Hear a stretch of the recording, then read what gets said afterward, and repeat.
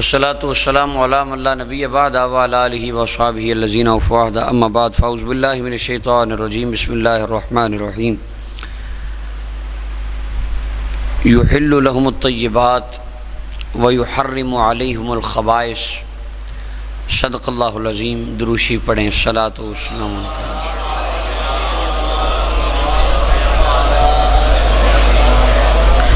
بعد از حمد و ثناء اللہ وحدہ لا شریک کی ذات مقدسہ کے، اللہ تعالیٰ کا فضل اور توفیق، آج ہمارا یہ چوتھا لیکچر ہے، چوتھی نشست ہے اس مضمون پہ کہ اللہ تعالیٰ نے اپنے محبوبوں کو اختیارات عطا فرمائے ہیں۔ قرآن کریم کی آیات بینات سے اللہ تعالیٰ کے انبیاء صالحین کے ما فوق الاسباب اختیارات اور احادیث طیبات سے نبی اکرم صلی اللہ علیہ وسلم کے تقدیری امور میں اختیارات کے اوپر تفصیل سے ہم بات کر چکے ہیں۔ آج یہ ہماری آخری نشست ہے اس مضمون کے متعلق، جس میں میں بیان کروں گا کہ شریعت کے اندر، جیسا کہ پہلے لیکچر میں بتایا تھا، تشریعی امور میں اختیارات حضور کے، کہ اللہ تعالیٰ نے صاحب شریعت کو مختار بنایا ہے۔ شریعت کے معاملات میں حضور جس کو چاہیں، جو چاہیں، جیسے چاہیں عطا فرما دیں۔ اللہ تعالیٰ نے قرآن کریم میں اس کو بیان فرمایا۔ سورہ اعراف کی آیت نمبر 157 157 نمبر آیا ہے، فرمایا الذین یتبعون الرسول النبی الامی۔ النبی الامی پہ بڑی لمبی بات ہماری پہلے ہو چکی ہے گزشتہ سال، تو رسول کی اتباع کرتے ہیں۔ رسول کی شان کیا ہے؟ الذین یجدونہ مکتوبا عندہم فی التوراۃ والانجیل، تورات انجیل میں جس کی باتیں لکھی ہیں، وہ اچھائی کا حکم دیتا ہے، برائی سے منع کرتا ہے۔ وَيُحِلُّ لَهُمُ الطَّيِّبَاتِ، اس نبی کا یہ اختیار ہے، نبی کی یہ شان ہے، نبی کی یہ طاقت ہے کہ وہ اپنی امت کے لیے اچھی چیزوں کو حلال فرماتا ہے، بری چیزوں کو حرام فرماتا ہے۔ یہ شان نبی کی۔ حلال و حرام کرنے والی ذات کون ہے؟ تو اللہ کیا فرما رہا ہے؟ حضور کرتے ہیں۔ تو یا آقا کریم علیہ السلام کو اللہ تعالیٰ نے اس بات کا اختیار عطا فرمایا، جس کے لیے چاہیں جو چاہیں حلال کر دیں، جس کے لیے جو چاہیں وہ حرام فرما دیں۔ ایک مثال اس کی پہلے میں دے چکا ہوں۔ حضرت سیدنا علی المرتضیٰ رضی اللہ تعالیٰ عنہ نے، بخاری کی حدیث، جب انہوں نے ارادہ کیا دوسری شادی کا، تو اللہ کے محبوب علیہ السلام نے کیا فرمایا؟ جب تک میری بیٹی فاطمہ زندہ ہے علی تم دوسرا نکاح نہیں کر سکتے۔ آپ سب کے لیے دوسرا نکاح کرنا جائز ہے کہ نہیں؟ جائز ہے؟ جائز ہے کہ نہیں؟ حضرت سیدنا علی المرتضیٰ کے لیے جائز نہیں، کام حلال ہے، مصطفیٰ جس کے لیے چاہیں حرام کر۔ تو یہ کیا ہے؟ حضور کا اختیار ہے۔ یہ پہلے مثال ہو چکی۔ تو حدیث طیبات کا جو سلسلہ ہے، اس میں آج کی پہلی حدیث شرح معانی الآثار میں امام المحدثین امام طحاوی رحمۃ اللہ علیہ اس حدیث کو لکھتے ہیں، اور ابن ماجہ اور بخاری اور مسلم میں بھی یہ حدیثیں ہیں اس طرح کی۔ حضرت ابو ہریرہ رضی اللہ تعالیٰ عنہ روایت کرتے ہیں، نبی صلی اللہ علیہ وسلم نے فرمایا ان ابراہیم حرم مکہ تھا، کہ بے شک ابراہیم علیہ السلام نے مکہ کو حرم بنایا۔ وَإِنِّي أُحَرِّمُ الْمَدِينَةَ بِمِثْلِ مَا حَرَّمَ، فرمایا میں مدینے کو حرم بناتا ہوں ویسے ہی جیسے اللہ نے مکے کو حرم بنایا ہوا ہے۔ مکے کا حرم ہونا تو قرآن سے ثابت ہے۔ قرآن میں ابراہیم علیہ السلام کی زبانی اللہ نے کہلوایا، قرآن میں اللہ نے ہمیں بتایا۔ تو مدینے کے حرم کا قرآن میں کہیں ذکر اللہ تعالیٰ نے فرمایا؟ تو یہ اس کو کس نے بنایا ہے؟ حضور نے حرم بنایا ہے۔ تو یہ کیا ہے؟ اللہ نے اختیار دے دیا، میرا نبی جس جگہ کو چاہے اس کو حرمت والا بنا سکتا ہے، اور حضور نے حرمت والا بنایا۔ اور ایک حدیث میں اللہم ان ابراہیم خلیلک و نبیک و انک حرمت مکہ علی لسان ابراہیم، اللہ ابراہیم تیرے خلیل تھے، تیرے نبی تھے، تو نے ان کی زبان پر حرم مکہ کی بات بیان کی۔ وانا عبدک و نبی، میں بھی تیرا بندہ ہوں، تیرا نبی ہوں، اور میں مدینے کو حرم بناتا ہوں۔ اور ایک حدیث کے اندر آتا ہے، محبوب علیہ السلام نے فرمایا، مسلم کی روایت، فرمایا نہ حرم مدینے کے حرم کا نہ درخت کاٹا جائے گا، نہ اس میں شکار کیا جائے گا۔ اب یہ حضور نے قانون بنا دیا۔ ایک صحابی کہتے ہیں یا رسول اللہ اذخر گھاس کاٹنے کی اجازت دے دیں، اذخر گھاس جو ہے اس کی اجازت دے دیں، اس کی ہمیں بہت ضرورت ہوتی ہے۔ فرمایا الا الاذخر، باقی درخت کاٹنے حرام ہیں، جاؤ تمہیں اس کی اجازت دے دی، جو چاہیں اجازت دیں، جتنی چاہے دیں، جس کو چاہے دیں۔ کیوں؟ کیونکہ خالق کل نے آپ کو مالک کل بنا دیا، دونوں جہاں ہیں آپ کے قبضہ و اختیار میں، اللہ نے اختیار دے دیا ہے، جس کے لیے جو چاہیں وہ فرما دیں، فیصلہ فرما دیں۔ تو یہ شان مصطفیٰ جان رحمت صلی اللہ علیہ وسلم کی ہے۔ اس کے بعد متفق علیہ بخاری مسلم کی روایتیں ہیں۔ اللہ تعالیٰ نے فرمایا ان اللہ حرم علی ذکور امتی الذہب، اور ایک حدیث میں الحریر کے مختلف الفاظ ہیں۔ حضور فرماتے ہیں کہ میری امت پر سونا اور ریشم یہ کیا ہے؟ حرام ہے۔ اور محبوب علیہ السلام نے واضح فرمایا جو بندہ ریشم کا لباس دنیا پہ پہنتا ہے، فرمایا وہ پہنتا ہے جس کا آخرت میں حصہ نہ ہو، من لا خلاق لہ فی الآخرہ۔ ریشم کا لباس پیور ریشم پورا مرد کے لیے حرام ہے۔ ہاں البتہ ایک مسئلہ سن لیں، ریشم کا ہلکا پھلکا کام ہوا ہو، 4 انگلیوں کی مقدار سے کم ہو یا 4 انگلیوں کے برابر اتنا کام ہوا ہو، وہ جائز ہے، وہ پہننا جائز۔ اب پورا لباس پیور ریشم وہ حرام ہے، یہ حدیث میں رخصت آتی ہے، مشکات میں بڑی تفصیل سے وہ روایت۔ اب ریشم مردوں کے لیے حرام ہے، صحیح بخاری حدیث نمبر 2919۔ حضرت انس رضی اللہ تعالیٰ عنہ حدیث بیان کرتے ہیں ان نبی صلی اللہ علیہ وسلم رخص علی عبد الرحمن بن عوف والزبیر فی قمیص من حریر من حکہ کانت بہما۔ حضرت عبد الرحمن بن عوف اور حضرت زبیر 2 صحابہ کو الرجی ہو گئی جسم پہ، خارش۔ مصطفیٰ نے فرمایا تمہیں چونکہ الرجی ہے، جاؤ میں نے تمہارے لیے ریشم کی اجازت دے دی ہے، تم ریشم پہن لو۔ ان کو مسئلہ تھا، فرمایا تم ریشم پہن لو، تمہارے لیے جائز ہے، الاؤ۔ باقی امت کے لیے حرام ہے، ان دونوں کے لیے۔ تو یہ کون کر سکتا ہے؟ جس کو اللہ۔ تو یہ حضور کی شان ہے شریعت کے معاملات میں، جس کے لیے چاہیں جو چاہیں آقا اپنی مرضی سے حلال کر دیں، حرام کر دیں۔ کیوں؟ وجہ ایک ہی ہے، خالق کل نے آپ کو مالک کل بنا دیا، اختیار دے دیا اللہ نے، حضور جو چاہیں فرمائیں۔ اور تیسری حدیث بڑی مشہور بخاری کے اندر 1936 نمبر روایت ہے، حضرت ابو ہریرہ رضی اللہ عنہ بیان کرتے ہیں، بڑی مشہور روایت ہے۔ حضور کی بارگاہ میں بیٹھے ایک بندہ آ کے کہتا ہے ہلکت، آقا میں تباہ ہو گیا۔ مالک، کیا ہوا تجھے؟ وقعت علی امراتی وانا صائم، میں اپنی بیوی کے قریب چلا گیا روزے کی حالت میں، تو روزہ میرا ختم ہو گیا۔ محبوب فرماتے ہیں حل تجد رقبۃ تطیقھا، کیا تیرے پاس گردن ہے آزاد کرانے کے لیے؟ یعنی ایک غلام آزاد کروا آپ تو۔ وہ کہنے لگا جی میرے پاس تو گردن آزاد کرانے کے لیے نہیں ہے، کوئی غلام نہیں ہے میرے پاس۔ فرمایا حل تستطیع ان تصوم شہرین متتابعین، 2 ماہ کے لگاتار روزے رکھنے پڑیں گے، کیا اس میں تیرے طاقت عقل؟ میں کہاں رکھوں گا، ایک نہیں سنبھلا روزہ تو میں یہ کیسے رکھوں گا؟ پھر فرمایا 60 مسکینوں کا کھانا۔ عرض کرتا ہے حضور میں وہ بھی طاقت نہیں رکھتا، میں تو خود غریب آدمی ہوں۔ قرآن میں یہ 3 آپشن ہیں، کتنی؟ چوتھی کوئی آپشن قرآن میں ہے ہی نہیں۔ اور دنیا کائنات کے کسی مفتی کے لیے چوتھی صورت نکالنا جائز بھی نہیں ہے۔ حضور خاموش ہو گئے، وہ بیٹھ گیا۔ تھوڑی دیر بعد اللہ کے محبوب علیہ السلام کی بارگاہ میں انگوروں کی ایک زنبیل آئی، ایک بڑا تحفہ آیا کھجوروں کا، حضور کی بارگاہ میں لایا گیا۔ محبوب علیہ السلام نے فرمایا این السائل، سوال کرنے والا جو آیا تھا کدھر ہے؟ جی آقا میں حاضر ہوں۔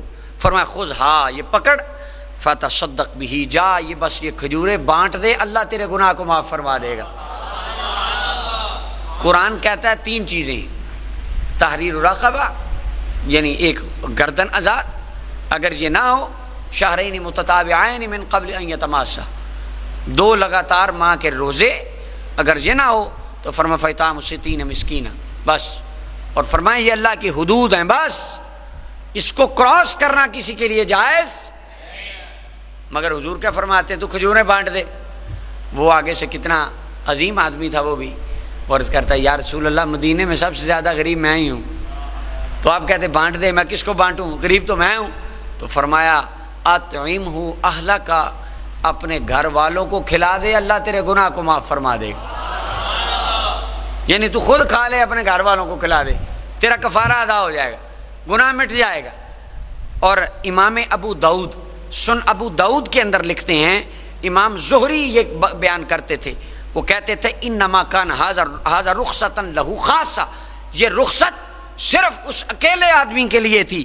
فلو ان رجلا فعل ذلك اليوم، آج کو بندہ کرے گا، لم یکن لہ بد من التکفیر، کفارہ فرض ہے اس کے اوپر۔ یہ خاص اختیار رسول اللہ کا تھا، حضور جس کو چاہیں جیسے چاہیں عطا فرما دے۔ تو یہ حضور نے اپنے اختیار کو استعمال کر کے اس کے لیے یہ مسئلہ بیان کیا تھا۔ اور بخاری کے اندر ایک اور حدیث ہے، چوتھی حدیث 5557 نمبر روایت 5557، حضرت ابو بردہ رضی اللہ تعالیٰ عنہ نے نماز عید سے پہلے، عید الاضحیٰ کی نماز سے پہلے انہوں نے اپنی قربانی ذبح کر دی، ان کو پتہ نہیں تھا۔ تو حضور نے فرمایا جس نے پہلے کی وہ دوبارہ کرے۔ وہ عرض کرنے لگے حضور میرے پاس تو اب 6 ماہ کا بکرا ہے، چھوٹا 6 ماہ کا، حالانکہ بکرے کے اندر آپ جانتے ہیں کتنا ہونا چاہیے، وہ کیا کہتے ہیں حضور کتنا ہے؟ محبوب فرماتے ہیں اجعلھا مکانھا، جا تو 6 کا کر دے، رب تیرا وہی قبول فرما لے گا۔ دنیا کے کسی عالم یا مفتی کے لیے جائز نہیں ہے کوئی فتویٰ دے کہ 6 ماہ کا بکری کا بچہ آپ ذبح کریں تو آپ کی قربانی ادا ہو جائے گی۔ یہ خاص اختیار کس کے پاس ہے؟ اور آگے فرمایا وَلَن تَجْزِيَ عَنْ أَحَدٍ بَعْدَكَ، تیرے بعد کسی کے لیے یہ جائز تیرے لیے میں کر رہا ہوں، کیونکہ رب نے مجھے ہر چیز کا اختیار عطا فرمایا۔ اور پھر 5ویں روایت، یہ مسلم میں بھی ہے اور مستدرک علی الصحیحین میں بھی یہ حدیث موجود ہے، عبداللہ بن عباس رضی اللہ عنہ کی، کیونکہ حج کے ایام میں مشہور حدیث ہے، مستدرک امام حاکم میں ہے۔ عبداللہ بن عباس کہتے ہیں مسجد میں بیٹھے ہیں، نبی علیہ السلام خطبہ دے رہے ہیں، حضور نے فرمایا اللہ نے تم پر حج فرض کر دیا۔ تو اقرا بن حابس کہنے لگے حضور کیا ہر سال فرض ہے؟ حضور خاموش رہے، پھر پوچھا ہر سال، خاموش، پھر پوچھا ہر سال، حضور خاموش رہے۔ تھوڑی دیر بعد فرمایا لو قلت نعم لوجبت، ایک بار اگر میری زبان سے ہاں نکل جاتا قیامت تک ہر سال ہر ایک پر حج فرض ہو جانا تھا۔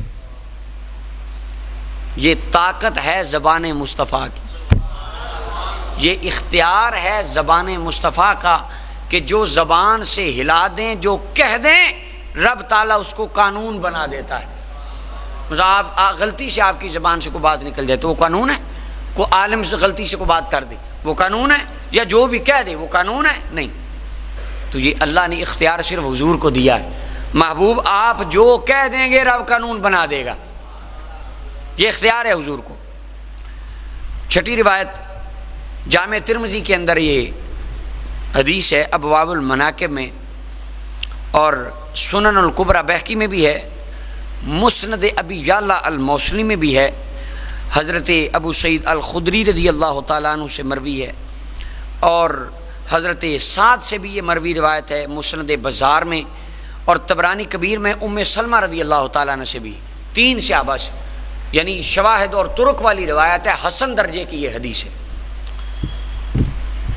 نبی علیہ الصلوۃ والسلام نے حضرت سیدنا علی کو فرمایا یا علی لا یحل لأحد یجنب فی ھذا المسجد غیری وغیرہ، اس مسجد میں تیرے اور میرے علاوہ حالت جنابت میں کوئی نہیں آ سکتا۔ تو آ سکتا ہے یا میں آ سکتا ہوں؟ اب قرآن کریم کیا کہتا ہے؟ او جاء احدکم منکم من الغائط او وان کنتم جنبا فطہروا، جب حالت جنابت میں ہو تو کیا کرو؟ پاکی حاصل کرو۔ اور دوسری حدیث وہ بھی کتب 6 کی روایت، فرمایا مسجد کسی جنبی یا حائضہ کے لیے مسجد میں آنا حلال نہیں ہے، جو عورت اپنے فکس مخصوص ایام میں ہو یا وہ بندہ جس پر غسل فرض ہو اس کا مسجد میں آنا جائز۔ اور حضور کیا فرماتے ہیں؟ علی میرا آنا بھی جائز ہے، تیرا آنا بھی جائز ہے۔ پوری کائنات کا آنا حرام ہے لیکن مولا علی کا آنا تو یہ کیا ہے؟ یہ حضور کا، تو اللہ نے حضور نے اپنے اختیار سے مولا علی کو ایک حکم میں خاص کر دیا۔ مولا علی قاری علیہ رحمہ کی وہ بات آپ کو بھولنی نہیں چاہیے جو مرکات میں آپ نے پڑھی تھی کہ حضرت مولا علی قاری علیہ رحمہ فرماتے ہیں، اس کے اوپر بعض لوگ اعتراض کرتے ہیں کہ اگر مولا علی بھی حالت جنابت میں مسجد میں جا سکیں، حضور بھی جا سکیں، تو اس میں حضور کی کیا شان ہے؟ یہ تو شان مولا علی کو بھی حاصل ہے۔ یہ اعتراض ہو سکتا ہے کہ حضور بھی جائیں مولا علی بھی جائیں تو سرکار کی کوئی الگ سے شان تو نہ ہوئی؟ مولا علی قاری فرماتے ہیں ذرا غور کر کے دیکھو، یہی تو شان ہے، یہ حضور کا اختیار اور طاقت ہے کہ جس کو چاہیں اپنے والی شان بھی عطا فرما سکتے ہیں۔ یعنی شان تو حضور کی تھی پر سرکار نے مولا علی کو بھی ساتھ خاص کر لی، فرمایا تو بھی جا سکتا ہے۔ تو یہ حسن درجے کی روایت ہے، یہ حضور کا اختیار ہے شریعت میں، شریعت کے امور میں جس کو چاہیں اجازت دے دیں۔ اور امام المحدثین امام طحاوی رحمۃ اللہ علیہ شرح معانی الاثار کے اندر کتاب السید کے اندر یہ حدیث لائے ہیں۔ مقدام بن مادی کرب رضی اللہ عنہ فرماتے ہیں اللہ کے محبوب علیہ السلام نے فرمایا قریب ایک زمانہ آئے گا، ایک بندہ تکیے کے ساتھ ٹیک لگا کر مراد متکبرین کی طرح بیٹھ کر کہے گا، وہ کہے گا بس قرآن کافی ہے، قرآن کافی ہے، جو قرآن میں حلال ہے وہ حلال ہے، جو نہ حرام ہے حرام، بس باقی اور کوئی چیز نہیں ہے، باقی تھے بس قرآن، اللہ کو مانو، بس اللہ کو۔ حضور نے فرمایا سن لو، انما حرم رسول اللہ صلی اللہ علیہ وسلم فہو مثل ما حرم اللہ، جو رسول نے حرام کر دیا ہے وہ ایسے ہی ہے جیسے اللہ نے حرام کر دیا ہے۔ اور حافظ ابن تیمیہ نے بھی یہی کہا، وہ آپ کو پہلی نشست میں وہ بتایا تھا عبارت پڑھ کے۔ حافظ ابن تیمیہ کہتے ہیں نبی علیہ السلام دنیا پر اللہ کے نائب ہیں، حلال حرام کرنے کا حکم سارا اختیار اللہ نے حضور کو دیا ہے، یہ اللہ کی نیابت میں ہے، تو جو رب کا نائب ہو اس کو اختیار ہوتا ہے کہ نہیں ہوتا؟ بڑی مشہور حدیث ہے، مستدرک للحاکم میں بھی ہے، شرح معانی الاثار میں، ابو داؤد، نسائی، ابن ابی شیبہ، مسلم بن حنبل، طبرانی، بہت ساری کتابوں میں، اصول فقہ کی کتابوں میں بھی آپ نے پڑھی ہے، قیاس کی باس میں حسامی میں آپ پڑھتے ہیں، اور حدیثوں میں تو آتی ہے۔ نبی علیہ الصلوۃ والسلام نے ایک دیہاتی بندے سے گھوڑا خریدا اور حضور نے فرمایا تو میرے ساتھ آ، میں تجھے پیسے دیتا ہوں۔ فأسرع النبی صلی اللہ علیہ وسلم المشی، حضور جلدی جلدی چلنے لگے، دیہاتی تھوڑا پیچھے رہ گیا، تو کچھ لوگوں نے راستے میں اس کو اشارہ کرایا کہ کتنے پیسے کا، اس نے بتایا، وہ کہنے لگے ہم زیادہ دیتے ہیں، گھوڑا اچھا ہے مجھے دے دو۔ دیہاتی کہنے لگا ٹھیک ہے۔ محبوب علیہ السلام کو علم ہوا، وہ تو پیچھے رہ گیا، حضور علیہ السلام پیسے لے کر آئے تو فرمایا یہ لو تمہاری قیمت، اور مجھے جو بیچا ہے تم نے وہ گھوڑا دے دو۔ وہ کہنے لگا جی میں نے تو بیچا ہی نہیں ہے۔ محبوب علیہ السلام نے فرمایا تمہارا میرا سودا ہوا ہے، ہماری ڈسکشن ہوئی آپس میں، پورا ہمارا معاملہ طے ہوا، اتنی قیمت تم نے بتائی، میں قیمت لینے گیا ہوں اور لے کر آیا ہوں۔ وہ کہنے لگا جی بالکل سوال ہی پیدا نہیں ہوتا، میں نے آپ کو گھوڑا بیچا ہے، اگر بیچا ہے تو لائیں کوئی گواہ دیں۔ بھیڑ لگ گئی، جب بھیڑ لگی فقالوا للاعرابی، تو جو لوگ تھے وہ دیہاتی کو کہنے لگے صحابہ، ویلک ان النبی صلی اللہ علیہ وسلم لم یکن یقول الا حقا، وہ فرمانے لگے کو عقل سے کام لے، اللہ کے محبوب کبھی جھوٹ نہیں بولتے، حضور جو کہہ رہے ہیں سچ ہے۔ وہ کہنے لگا جی اگر سچ ہے تو کوئی گواہ لائیں نا، پھر کوئی گواہ دے دیں۔ حضرت خزیمہ رضی اللہ تعالیٰ وہاں سے گزر رہے تھے، بھیڑ لگی، دیکھی اندر آ گئے، کیا ہوا ہے؟ اس طرح کہتا ہے، وہ کہتا ہے گواہ لاؤ، حضور کو جھٹلا رہا ہے۔ حضرت خزیمہ فرمانے لگے انا اشہد انک قد بایعتہ، میں گواہ ہوں تو نے رسول اللہ کے ساتھ سودا کیا ہے، میں گواہ ہوں، میں گواہی دیتا ہوں سودا ہوا ہے، اور یہ آپ نے حضور کو بیچا ہے، یہ فکس ہوئی ہے، حضور وہ لینے گئے اور تم اب مکر رہے۔ اب جب گواہ آ گیا تو بالمجبور اس کو وہ دینا پڑا اللہ کے۔ فاقبل النبی صلی اللہ علیہ وسلم علی خزیمہ، اب دیہاتی ایک طرف، گھوڑا ایک طرف، حضور حضرت خزیمہ کی طرف متوجہ ہوئے اور فرمایا، حضرت خزیمہ کو حضور کہتے ہیں بما تشہد، یہ تو نے گواہی کیسے دے دی؟ نہ تو نے سودا ہوتے دیکھا، نہ مجھے آتے دیکھا، نہ پیسے لینے جاتے دیکھا، نہ تو نے ہمارا کلام سنا، نہ ہماری گفتگو کا تجھے پتہ، گواہی کس بنیاد پہ دی؟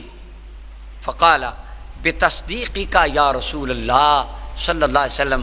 عرض کی حضور دیکھا تو ہم نے خدا کو بھی نہیں, آپ نے بتایا ہم نے مانا کہ نہیں, دیکھا تو ہم نے جبریل بھی نہیں ہے, آپ نے بتایا ہم نے مانا کہ نہیں, دیکھی تو جنت بھی نہیں ہے, آپ نے کہا مان لیا, دیکھی تو دوزخ بھی نہیں ہے, آپ نے بتا دیا ہم نے مان لیا. جس کے کہنے پہ خدا مان گئے اس کے کہنے پہ گھوڑا نہیں مان سکتے. تو حضور میں گواہی دیتا ہوں یہ سودا ہوا ہے, کیونکہ آپ سچے ہیں میں گواہی دیتا ہوں. فجعل رسول اللہ صلی اللہ علیہ وسلم شہادت خزیمہ بشہادت الرجلین, فرمایا آج کے بعد خزیمہ اکیلے کی گواہی 2 مردوں کے برابر ہے. آپ صاحب کی گواہی کتنی ہے؟ 2 عورتوں کی گواہی 1 مرد کے برابر ہے, اور ہر مرد کی گواہی 1.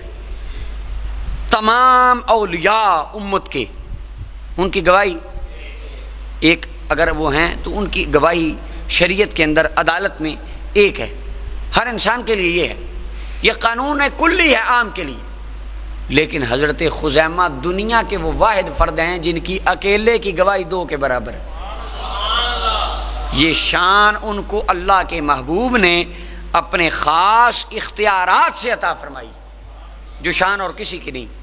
تو یہ شریعت کے اندر حضور کا اختیار ہے, جس کو وہ جب چاہیں جس کے لیے چاہیں استعمال فرما دیں. اور پیچھے گزر گیا اس کے اوپر اتفاق ہے امت کا کہ سونا پہننا مرد کے لیے حرام ہے. مسند ابی یعلا کی روایت, حضرت برائے بن عازب نے سونے کی انگوٹھی پہنی, ان کو کہا گیا یہ کیا ہے؟ تو فرمایا ایک مرتبہ اللہ کے محبوب علیہ السلام نے یہ سونا تقسیم کیا تھا, ایک انگوٹھی بچ گئی تھی. تو محبوب علیہ السلام نے فرمایا ادنو یا برا, آگے ہو جا. میں پاس آیا تو حضور نے میری انگلی میں پنا کے فرمایا بس ماں کساک اللہ و رسول, چل اب پہن لے, یہ تجھے اللہ اور اللہ کے رسول نے پہنائی ہے. کہا مجھے تو حضور نے پہنائی ہے, میں تو نہیں اتارتا اس کو. اللہ اکبر. تو یہ مسند ابی یعلا مسند حنبل کی روایت ہے. سونا مرد کے لیے ویسے حرام ہے, حضرت برا کے لیے انگوٹھی کو مصطفیٰ جان رحمت نے حلال فرما دیا. اور نمبر 2 حضرت جابر رضی اللہ تعالی حضرت سراقہ کی روایت مشہور ہے. جب حضرت سراقہ حضور ہجرت کی, حضور نے وہ پیچھے آئے نبی علیہ السلام کا محاصرہ کرنے, پیچھے حضور کا پیچھا کرنے, ان کے گھوڑے دھنس گئے, انہوں نے توبہ کر لی. تو سرکار نے فرمایا سراقہ اس وقت سوچ کیا حالات ہوں گے جب کسرا کے سونے کے کنگن تیرے باہوں میں پہنائے جائیں گے. ہائے ہائے, کیسر و کسرا فل پاور میں, وہ اپنی حکومت عروج پہ چلا رہے ہیں, حضور ابھی مدینہ جا رہے ہیں, گئے نہیں. کیسر نہ ہلاک ہوا, نہ کسرا ہلاک ہوا, نہ کوئی بادشاہ تباہ ہوئی. آنے والے سالوں میں جو ہوگا کسرا کے ہاتھوں کے کنگن اتریں گے, عمر فاروق مدینہ میں لائیں گے, مسجد نبوی میں ڈھیر لگے گا, سراقہ کی باہوں میں پہنائے جائیں گے. مصطفیٰ سارا کچھ جانتے ہیں, حضور پہلے ہی دیکھ رہے ہیں, حضور دیکھ رہے ہیں. تو حضرت سراقہ کہتے ہیں جب حضرت اللہ کے محبوب اللہ کی بارگاہ میں چلے گئے, صدیق اکبر اللہ کی بارگاہ میں چلے گئے, عمر بن خطاب کا زمانہ, خزانہ آیا, مسجد نبی میں ڈھیر لگا, اور کسی کے ساتھ کو وعدہ شادہ. سراقہ کہتے ہیں میں اللہ کے محبوب نے فرمایا تھا کسرا کے کنگن تیرے ہاتھوں میں پہنائے جائے. تو حضرت عمر پاک نے وہ کنگن ان کے ہاتھوں میں پہنائے. سونا مرد کے لیے. حضرت عمر فاروق کو پتا تھا کہ نہیں پتا تھا؟ آپ سے تو زیادہ ہی پتا تھا. آج کل کے سارے ہمارے علماء سے, ہم سے, مجھ سے, آپ سے زیادہ پتا تھا. لیکن وہ جانتے تھے جس کو مصطفیٰ نے کہہ دیا ہے اللہ نے اس کے لیے سب کچھ جائز قرار کر دیا, کیونکہ حضور مالک و مختار ہے. اور 10ویں حدیث بڑی مشہور اور ایمان افروز روایت مسند احمد بن حنبل میں ہے. انشاءاللہ جب وہ ہوئے گی, یہ چلے گی تو 7 اسکین لگ جائیں گے. صحیح حدیث ہے. شعیب ارناؤت کہتے ہیں اس کے رجال ثقہ راوی ہیں, صحیح سند ہے اس کی. ایک صحابی رسول انہو اتى النبی صلی اللہ علیہ وسلم, ان صحابی کا نام ذکر نہیں ہے, محدثین کا اجماعی قاعدہ ہے الصحابۃ کلھم عدول, صحابہ سارے عادل, نام پتہ نہ ہو روایت ٹھیک ہوتی.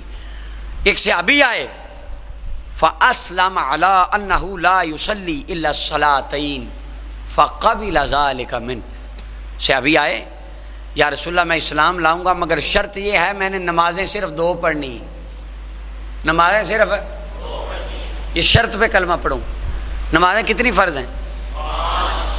تو کائنات کا کوئی عالم دین، کوئی مفکر، کوئی محدث، کیا اس کے لیے یہ جائز ہے وہ کسی کو نماز کی رخصت دے دے کہ تم نماز نہ پڑھو ساری زندگی، یہ نماز کی تمہیں معافی ہے؟ کسی کو اختیار ہے؟ تو وہ کہنے لگے حضور میں 2 پڑھوں گا، مسلمان ہو جاؤں گا مگر نمازیں 2 پڑھوں گا، 5 نہیں پڑھوں گا۔ فرمایا تو 2 پڑھ لے، کلمہ پڑھ لے، پوری کائنات کے لیے 5 فرض ہیں، مصطفیٰ نے ان کے لیے 2 فرض فرمائے، 3 نمازوں کی ان کو چھٹی، رخصت۔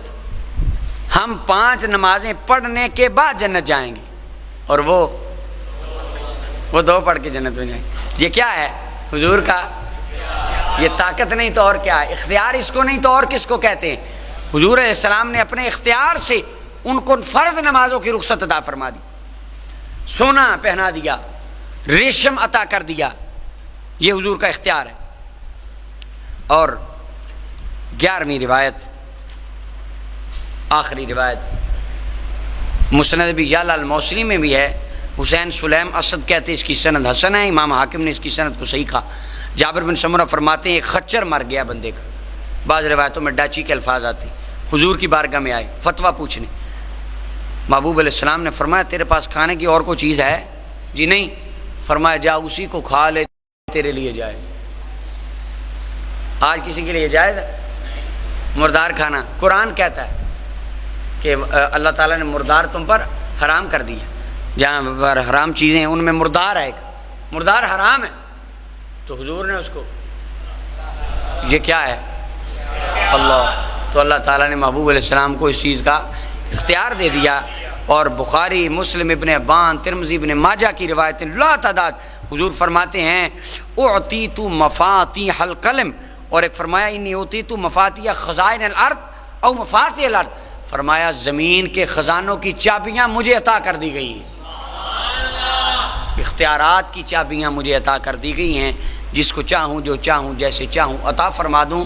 یہ اللہ کے محبوب علیہ السلام کی شریعت میں اختیار ہیں، جس کے لیے چاہیں نمازیں کم کر دیں، جس کے لیے چاہیں زیادہ کر دیں، جس کو چاہیں سونے کی اجازت دے دیں، ریشم کی دے دیں، یہ حضور کے اختیار ہیں جو اللہ نے خاص اپنی عطا سے مصطفیٰ جان رحمت کو عطا فرمائے۔ تو یہ اہل سنت و جماعت کا عقیدہ نظریہ ہے کہ اللہ تعالیٰ نے تشریعی توضیحی امور میں حضور کو اختیار دیا ہے، اور اس کے بہت ساری اس موضوع کی بہت روایتیں۔ یا رسول اللہ نوحہ، حضور نے فرمایا حرام ہے، یا رسول اللہ میں نے وعدہ کیا تھا فلاں کے جنازے پہ میں نے نوحہ کرنا ہے، انہوں نے کیا تھا، مجھے اجازت دے دیں، فرمایا جاؤ تمہیں اجازت، حضور مجھے فلاں کام کی اجازت دیں، فرمایا تمہیں جاؤ اکیلے کو اجازت، حضور میرے پاس چھوٹا بکری کا بچہ، جاؤ تمہیں اجازت، صرف تمہیں اور کسی کو نہیں، تو کھجوراں کھوا دے تیرا صدقہ ہو جائے گا، یہ تینوں کر لیں اجازت۔ تو یہ صاحب اختیار کا کام ہوتا ہے، جس کا جو چاہے جیسے چاہے دل چاہے وہ کریں، اور ان احادیث سے واضح ہوتا ہے اللہ نے اپنے محبوب علیہ السلام کو شریعت کے معاملات میں مختار کل بنایا ہے، جس کے لیے جب چاہیں جو چاہیں جیسے چاہیں حلال کریں، حرام کریں، عطا کریں، لے لیں، اللہ نے سب چیزوں کا اختیار حضور کو دیا ہے۔ اللہ تعالی ہمیں یہ یاد رکھنے کی توفیق بخشے۔ وما علیہ۔